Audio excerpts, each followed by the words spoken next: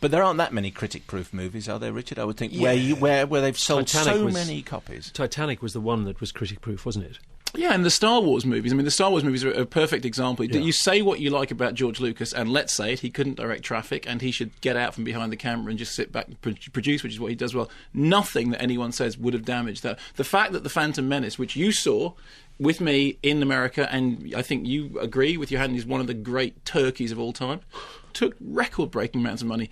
Hudson Hawk, I don't think did take very much money, though, did it, Richard? No, it didn't. You keep bringing it up. I know. I'm going to throw it back at you. So I love that film, and you hate it. You're in it. I thought it was funny. Well, just that I've been walloped over the head ever since it was made 15 years ago. Not by me. I like that film. Yeah, good for you. David in Brighton, Love with Nails, Richard, particularly the hilarious stories about the making of Hudson Hawk back then. One of the great things about the book was that it didn't seem airbrushed or censored in any way. Did you lose any friends when it came out? Did any of the actors mentioned in it react negatively or threaten legal action? Well, not that I know of, but put it this way. I've never been asked to work on another Joel Silver, Bruce Willis action picture before, but considering my lack of musculature, I'm sure that is unlikely. So, nothing I could have said about... Hugh Grant still say hi? Yes, I've seen him since, yeah. Just checking. The phrase that you used when I asked you about it, and I said, I quite like that film, and you said, well, in that case, you're an imbecile. And I said, it's a good film. You said, it's a steaming hot pile of elephants dropping. Right. Oh, well, there you go. Well, most of the critics thought the same. Me and Kim Newman laughed all the way through. Well, until Waterworld and Last Action Hero and The Postman came out in the mid-90s, that was considered, the turkey of... the decade, yeah. I've got the box office top 10, which I read out, and then Mark does like a sentence on each. You're okay. Lucky. Are you likely to have seen many of these? Because I want you to join in this. Okay. Right. So, reviews to come. However, this is the box office top 10 with reviews from Mark and then occasional interjections where appropriate by Richard E. Grant. At number 10, Scary Movie 4. Wasn't funny the first time, the second time, the third time, or guess what, the fourth time. Oh, but the farting scene is as good as Blazing Saddles. No, it's not. Yes, it is. Now, that counts as quality argument. She's the man at 9. Well, actually, over to you, Simon, because Simon's daughter thinks it's... What's the quote? The best movie ever. The best, and I'm not going to argue with her. Right. Haven't seen it. Hey, come on, Mr. Spice World. Yeah, exactly. You were saying, right. we okay, I haven't seen it yet. 8-year-olds. I'm right. sorry. I'm going, boys. Slacking. Brick at 8. It's interesting. It's a good kind of Dashiell Hammett Goes to High School. It's not quite the masterpiece that everybody says it is, but considering it was made for, I think it's like $500,000. Wow. That makes Richard's movie exactly Hollywood style. Is Titanic. God, if I get to number 3, I'll be absolutely full of bricks myself. 16 blocks at 7. It's a B movie with an A-list cast. Bruce Willis shambles in that way that he does, and we have not yet arrived at a definitive reading of Mos Def's real name, but I'm settling for Gertrude Stein.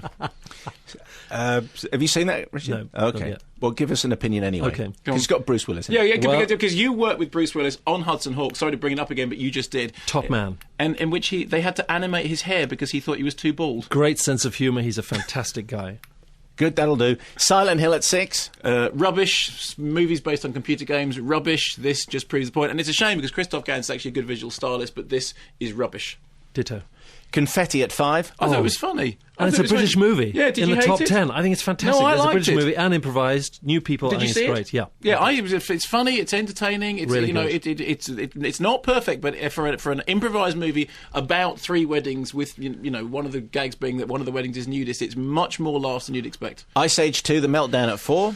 Individually funny sketches with no narrative coherence whatsoever and no story, but I noticed that nobody has yet emailed in to say that they have tried the challenge that we set 3 weeks ago, which is walking out of Ice Age saying very loudly, I think it's the death of narrative cinema, and seeing how it goes down with the under-10s. You should try it. All right, I will. When a Stranger Calls, number 3. When a Stranger Calls the first time round was not very good, although it did have 20 minutes of quite good stuff at the beginning. When a Stranger Calls Back, the sequel, I haven't seen. It was a made-for-TV movie, but I have now ordered it. But When a Stranger Calls the remake is absolute garbage. Absolute stinking... Or what was the phrase you used for Hudson Hawk? A big steaming hot pile of elephant droppings. Right, okay. You'll just go along with that, Richard, will you? Yeah. Okay, Prime at 2. Meryl Streep. Worse. No, but Meryl, right? Meryl Streep. Muriel Strepsil is the best thing in the film, and Meryl she's Streep, in a fantastic. whole different... Have you seen Prime? Oh, she's fantastic. But have you seen Prime? I have seen it, yeah. Fine. On an airplane. Okay. Yeah, and people were still walking out. Boom, boom. No, just going to sleep. Uma Thurman, awful. absolutely just transgressively look bad like, Mark? all the way through. She Absolutely looks like beautiful. Uma Thurman. She looks like somebody who stepped into a script because Sandra Bullock had said, you know what, I'm not doing this as it is. You have to allow me to rewrite the script. Meryl Streep Supreme. is in another film. Yeah, she is, She's in a absolutely. film about the Untouchable. funny Jewish mum, Yeah. which is not the film about Uma Thurman and the Look, don't argue with him. He's 23-year-old Richard kid. E. Now, Grant. Mission Impossible 3, how is this? My movie premieres in New York, and it's preceded by The trailer. Mission Impossible 3. He arrives in Manhattan, Tom Cruise, on a helicopter, gets on a subway that's been hired, then gets on a fire engine, brings the whole city practically to a standstill. Streets are closed off, including Broadway. So, you try and get my movie Wawa out there. It's like sort of being a tadpole in a sea of killer sharks. Sounds like the trailer for Mission Impossible 3 cost about the same as your whole movie. Oh, more. I think Tom Cruise's, Evian bill was, up there with what my whole movie cost. Mission Impossible 3? Well, I thought of all the Mission Impossible films, it was the best one so far. And Philip Seymour Hoffman. Philip Seymour Hoffman is There's very no good, such and he thing chews as a this in bad- as a bad Philip Seymour Exactly. Hoffman movie. There is, maybe such thing as a bad Richard E. Grant movie, but not generally. Although you have been in not a this. film with Julian Sands, which is obviously a sort of contradiction as to whether or not which one. Yeah, Warlock, the marvellous acting talents again of from the Mr. future. Julian Sands. We've taken enough of your time, Richard. Thanks very much, Steve, for coming. Thank It's you been for having me, fantastic. Simon. Wish you all the Thank best with the Wild Watch. I think it's terrific. Thank you. And what do we see you in next? You mentioned Penelope. Is Penelope, yeah, it was Christina Ricci and Reese Witherspoon, Catherine O'Hara, out of Christmas. that okay? Richard, thanks very much indeed. Thank you, gents.